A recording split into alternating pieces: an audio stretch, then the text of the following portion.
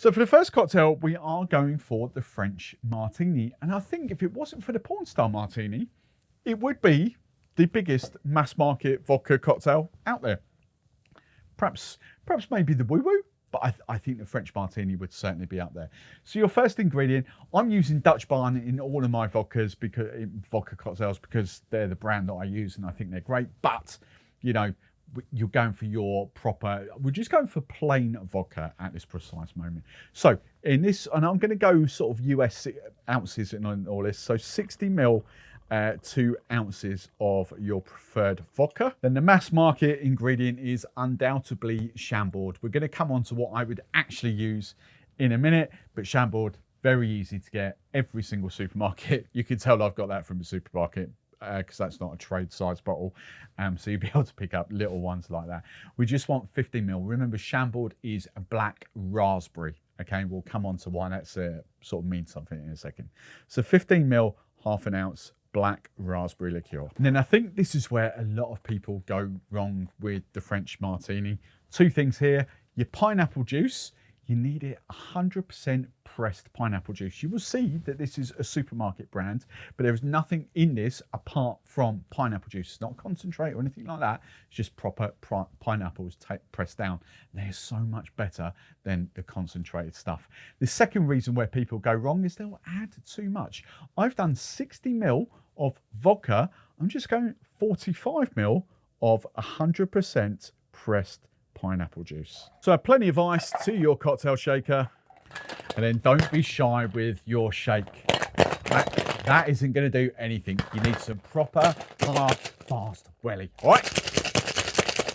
And then when it comes to your glass, your favorite glass, look, bartenders, we should be putting our glasses in, especially martini glasses, in the freezer. If you're at home, are you going to bother? You know, but it does. A cold glass, a cold cocktail, you don't want a cold cocktail going into a warm glass. So I'm just going to double strain this so we get rid of all the tiny shards of ice. And then you would probably garnish this with fresh raspberries on a little sort of kebab type thing. I've just always got dried raspberries here. So the nice thing about this, A, the quality of the vodka, but B, it's not overshadowed by pineapple juice. I see so many times where there's like double the amount of pineapple juice to vodka. You want the booze to shine through. You also want that raspberry liqueur to shine through as well. And it doesn't go missing. So remember, 60 ml of booze, 15 ml of the Chambord, and then I've just done 45 ml of pineapple juice. That is lovely. It's fresh. It's zingy. It's a great cocktail. So when it comes to riffing this up, I'm not going to lead you down a garden path here in loads of different, you know, weird and wacky ways. Let's just stick to what the cocktail is. And I think the first thing is just purely the vodka. Two great vodkas here. Dutch Barn have them in their collection. Vanilla vodka in a French Martini is fantastic. Obviously, you've got Chambord in there, which is black raspberry. So we know the raspberry vodka is also going to work. And look, while I still think you need some form of Chambord and that in it, you've effectively got that flavour in one ingredient. So if you really, really wanted to, you could kind of make a riff on the French Martini with just 2 ingredients, that and pineapple juice. But look, my main riff on this cocktail, and the one I will rock out religiously, is creme de mure. As I said, black raspberry, black berry. Okay, and the blackberry is just more unctuous, it's more vibrant, and I really adore it in this cocktail. Vodka, blackberry, pineapple juice. That would be my preferred way to make the French Martini, but I understand it. This is an online purchase. Hey, if you're in the UK, Ocado. Ocado, that bottle actually comes from Ocado, so really easy to get on your weekly shopping. But look, Chambord is also in every single supermarket. Now, vodka cocktail number 2 is the lemon drop martini, and I'm going to make it in sort of its original guise. Again, I'm not going to get into flavoured vodkas at the moment. I'm just going to focus on vodkas that you would get in most of your major supermarkets. But my brand of choice, you can quite clearly see it. There's a reason why, but we won't go into that. So 60 ml, 2 ounces of your favourite vodka. Now, unfortunately, I can't show you what you would actually buy in a supermarket, but this is Fortunella. I'll talk about this in a second, but actually what you're going for is like an orange liqueur. Cointreau, Grand Marnier are your two biggest brands in the supermarket. Some supermarkets might actually sell triple sec. And if you're an Ocado fan here in the UK, you can get God knows whatever you flipping want. They've got so many different orange liqueurs on there. Triple sec, Cointreau, Grand Marnier, other sort of orange things. This, what I'm using, is more akin to Grand Marnier, but Cointreau triple sec is a great way to go as well. 7.5 ml, so a quarter of an ounce. Then I want some lemon juice. I don't have fresh stuff here, but this is 100% squeezed lemon juice, so I'm going for 22.5 ml. It's not long life and shelf stable after opening. Treat it as fresh, but before opening it, it definitely is. But 8 to 10 days in the fridge after opening. This bit's just a taste. The recipe would normally be about 7.5 ml. I just want slightly more. So I might actually be tempted to go up to 15 ml, but I'm going to split a difference. I'm going to do about 10 ml of sugar syrup. This is 2 to 1. So 2 parts sugar, 1 part water. Double strain that into your favourite martini or coupe glass. The garnish for most of you would be like a lemon twist or maybe a lemon slice, but just like a bit of lemon peel. But I've always got dried fruit here, so I'm just going for a dried lemon. That is super delicious. Possibly one of my favourite vodka cocktails. I'm a daiquiri fan, so when it rum, lime, sugar, it's effectively the vodka version of a daiquiri. It's light, it's clean, it's crisp, it's beautiful. For me, with 10 ml of sugar syrup, absolutely beautiful, but adjust the taste with your own palate there. That's going to be super hard not to finish before the end of the filming session, but let's talk about riffs. Look, big favourite of mine, raspberry vodka, especially when you've got a nice, fresh, like raspberry forward raspberry vodka. There's so many brands out there that it's like they claim to be raspberry and you can't really taste them. This is fantastic, like a raspberry lemon drop. Now look, that's the only vodka I'm really going to concentrate there, because actually, while I do use a couple of other brands in cocktail masterclasses, because they are cheaper and I'm not selling cocktails, therefore I'm on a budget, I don't think I would hand on heart actually recommend them. Like possibly a mango vodka on there, but you want something that actually tastes of mango. Desidaru is possibly my pick for that. I think that's a fantastic, but it's just too expensive for me to use on masterclasses, so I use other brands. But so vodkas aside, let's look at that orange liqueur. Okay, there's various things we could do here. We could swap, you know, so some of you might recognize Pierre Ferrand orange curacao. You can swap that orange curacao for yuzu. Okay, I use Fortunale. I'm talking like the Cointreau, the Grand Marnier, that kind of vibe, triple sec. So you could swap to something like yuzu. Elderflower, lemon and elderflower works really, really well. And I think sky's the limit when you're talking about other liqueurs as well. Vanilla Liquor 43 is going to work exceptionally well in this cocktail as well. And also a peach liqueur.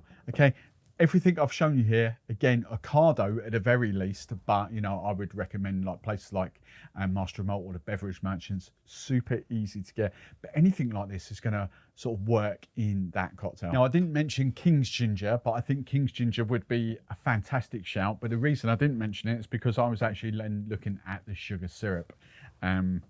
King's Ginger would work exceptionally well in here. But now let's look at the sugar syrup vibe. So that sort of 15 ml, you know, 10 ml, 7.5 ml, whatever you're using in there, swap it, ginger syrup, an agave, or even raspberry syrup, something like that. You know, you've created just a twist on. Lemon and ginger obviously works.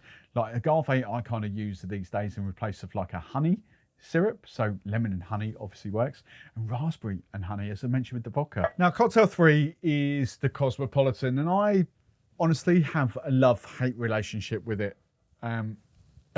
It's a classic cocktail for a reason, because it stood the test of time. People absolutely adore it. I kind of prefer it actually when I riff it up, which we'll come on to in a minute, but I'm just going to make you the standard spec that I think you should kind of know before you go off on different journeys. So plain vodka, again, sort of plain, is that the right thing it's called? Like proper vodka, 60 ml US double bubble, 2 ounces. We're back to this orange liqueur again. Remember, I mentioned this as my kumquat liqueur, but you know, Cointreau, Grand Marnier, triple sec, that kind of vibe. 15 ml, half an ounce. And we've got some lemon juice. Again, I've touched on this sort of product. 15 ml, half an ounce of lemon juice. Then I want you to pretend you can't see the raspberry on this label. I don't use normal cranberry juice as a rule. We'll come on to this in a minute, but just pretend this is normal cranberry juice. And the thing I want you to pay attention to is the amount of use of. You're going to use 60 ml of alcohol, 60 ml of the vodka, 15 ml of the orange liqueur, just going for 30 ml, 1 ounce. Okay, so typically half of the amount of to what you've done of your vodka. And I think that's the big thing with the Cosmo. So often I see it should be booze forward, you know, but I see it with probably more often than not quadruple the amount of vodka, so quadruple the amount of cranberry juice, so double the amount of cranberry juice to vodka, and that completely changes the whole dynamic of this cocktail. Now my hen parties will know that the garnish for this is a flaming orange peel, and the whole point is to get the orange bitters in there, but they will also know that it's quite hard, if you've never done it before, to flame an orange peel. So I'm not going to go into the whole flaming orange peel here. I think it's a great piece of theatre, but let's be honest, if you're in a bar environment, you've always got orange bitters. Even Angostura orange bitters are quite easy to come by in the UK in supermarkets these days, but this is my preferred brand. I'm just going for like a dash, or maybe like a large dash here, so 2 dashes of Angostura orange. And double strain into your favourite martini glass. Then my garnishes have always got them dried orange. Now look, if you like cranberry juice, or in my case cranberry and raspberry juice, that is a great cocktail. I don't think it's that strong. You know, I certainly don't want like more juice in there. I think you get the flavours, the vodka comes out, the orange liqueur comes out. You've got a nice bit of citrus in there as well. There is one thing though. While the glass is super cold and frosty, it looks great. I've just taken the thumbnails. The photos look great.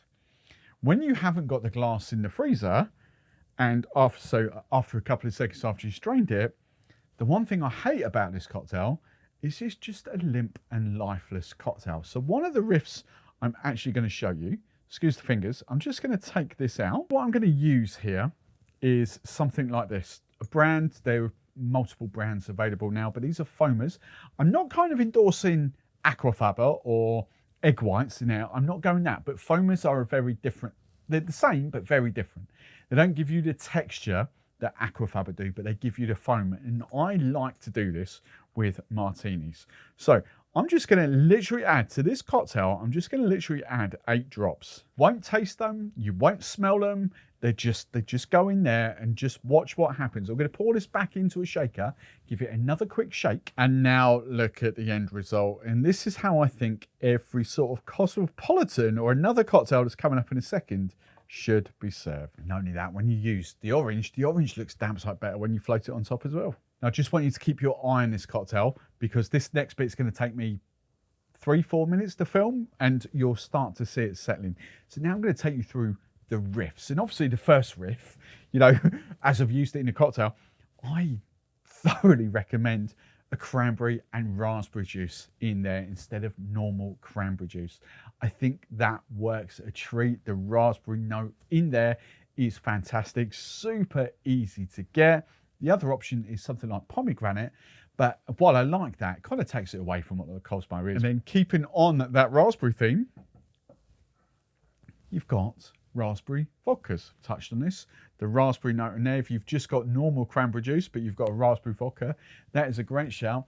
But then obviously, and this is arguably not a riff, because arguably, depending which story you listen to, the original recipe was actually absolute citrus, or citron, sorry. That is, as far as I'm aware, what is claimed to be the original recipe for the Cosmo is absolute citron. Beauty of this one is that you can actually get away, because it's so citrus forward, you can get away without using your triple set, your Cointreau, or in my case, my Fortunata, my kumquat liqueur, because that is one ingredient that does the job for both. Okay, you do not need to use an orange liqueur if you're using that brand. But look, just getting on to recent riffs that I've done on the Cosmopolitan. If you are going to keep that orange liqueur, if you think that should be part of the base recipe, then what you can do is swap that orange liqueur for something else.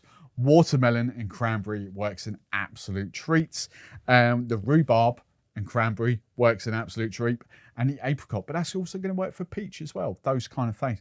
You know, you could pick, like an apricot, a peach Cosmo is actually a cocktail, I think, in its own right. I think that's in a difference guide. One of them's there. But all those kind of things. My favourite, possibly, as much as I love stone fruit, possibly watermelon. A couple of minutes later, you can see that foam is not budging at all. That just looks stunning. You imagine like table service in a bar, in a restaurant, going around on trays with that white froth on top. It just, because that condensated glass isn't going to stay there for long in a bar environment, I just think the froth just sets the cocktail off a treat. Now for cocktail 4, let's move on to the Appletini. Again, cocktail that sort of died off of recent times, but when you rock it out, it's still a fantastic cocktail and multiple ways to make it. So, as I've stated, we are going to stick to original plain vodka, which I don't think I should be calling it plain, but just vodka, you know, just proper vodka. The better, and remember in these cocktails that are booze forward, the better the base vodka, the better it's going to taste. And by that, when you buy cheaper vodkas, you've got this harsh ethanol-y kind of vibe to them. When you start to invest in your vodkas a bit more, you don't get that. You get a lovely tasting vodka. So 60 ml of your chosen vodka, 30 ml, 1 ounce of your lime juice, then 15 ml, half an ounce of, I've got 2-to-1 sugar syrup here. So 2 parts sugar to 1 part water if you're going to make it yourself at home. And then we come on to your cloudy apple juice, pressed apple juice, whatever you want to call it. But I go on record, I say this all the time, 100% pressed juices are so much better and tastier than stuff from concentrate. You see, stuff from concentrate might be like 15% apple juice in there, you know, or 20%. You know, this stuff is just literally apples pressed down. That's all it is, and it tastes so much better, which means your cocktails are going to taste so much better. For this, I'm going to go slightly different to my whole thing with the Cosmo. So the Cosmo, I go half the amount of cranberry juice to vodka. With this, I match the vodka. So for this, I'm going 60 ml of 100% pressed apple juice.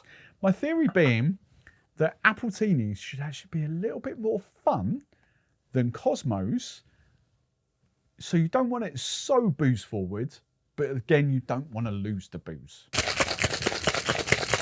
And double strain that into your favourite martini or coupe glass. And I'm going to garnish with a dried apple. Now this one comes down to whether you like pressed apple juice or not. I adore it. It's one of my favourite juices. I love it. And this is fantastic for me. It is boozy without being cosmopolitan boozy. You could pair that apple juice back. It's up to you, but you've got that sort of sour, sweet with the lime and the sugar going on there. It's just a beautiful, well-balanced, light and fresh cocktail. Now, I know what some of the comments are going to be. That's not how you make an apple martini or an Appletini. And yes, they're right. And no, they're wrong. You know, there's no right or wrong here. There's no laws. There's no cocktail police. But another version, another way to make the apple martini is by simply using a vodka, an apple liqueur, and a vermouth.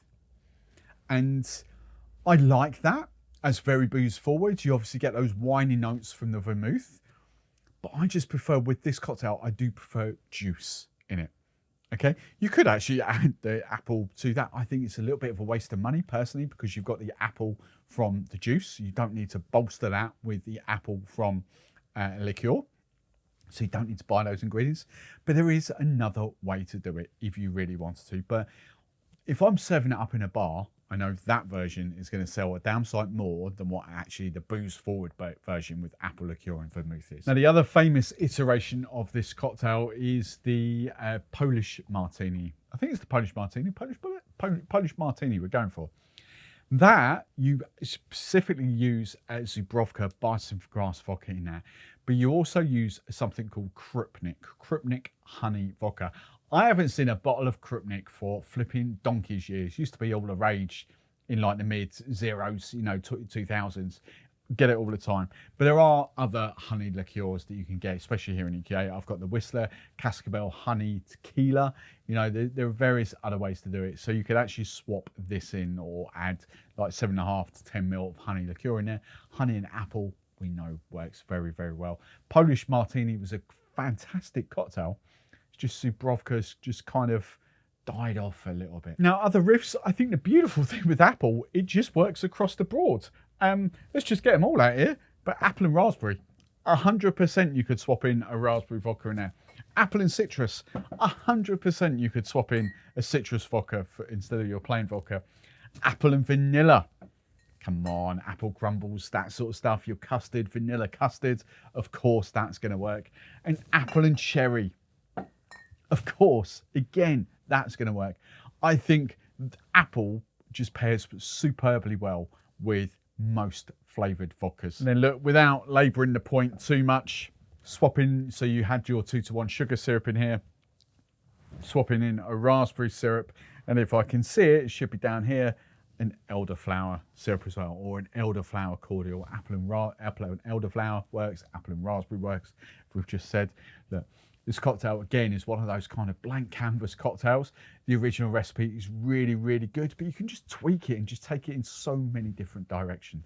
And look, if I was a vodka fan and I wanted to take it in a slightly tiki direction, the spices from that falernum, because, you know, like Christmas, winter time, you get those sort of spiced mulled ciders that you get out in the markets here in the UK.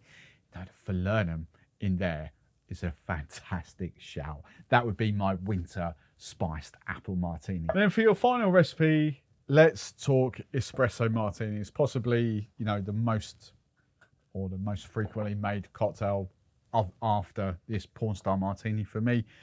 I think this is very, very simple.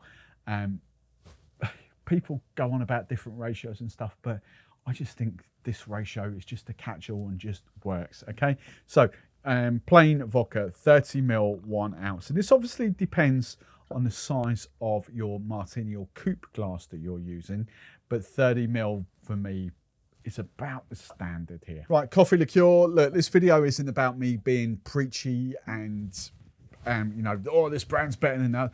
All I'm going to say, look, there are 2 types of coffee liqueurs. You've got your Tia Maria Kahlua Camp that are heavily sweetened, and you've got your, in this case, Solo and Mr. Black Camp that aren't sweetened at all. So again, they have a dramatic effect on your espresso martini. I prefer to use an unsweetened coffee liqueur, because then that means I can balance with a sugar syrup, or B, flavoured sugar syrup. So if you wanted to salted caramel espresso martini or something like that.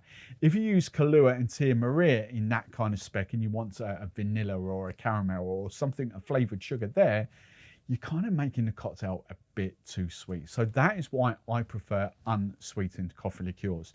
But for me, the ratio is pretty much a given, and it's, so I've done 30 ml of vodka, I'm going to do 30 ml of coffee liqueur. Then you want your freshly made espresso. In my case, we're probably getting on for an hour ago now that this was made.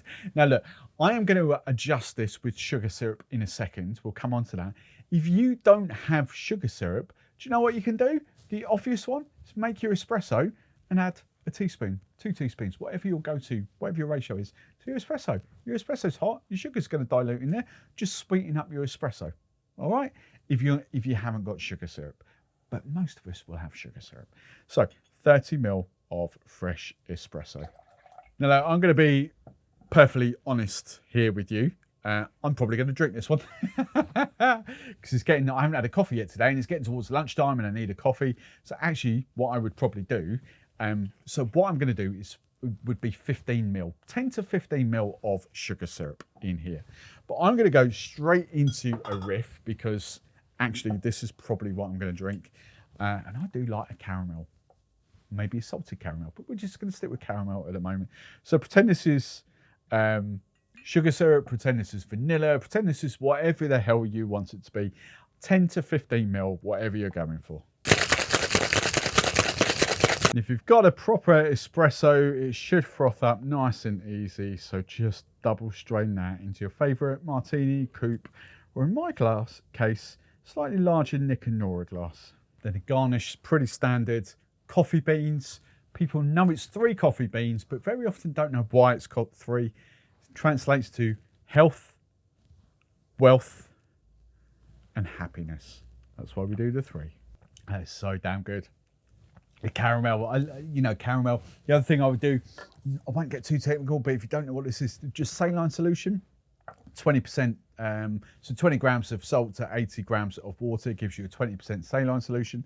5 drops in there.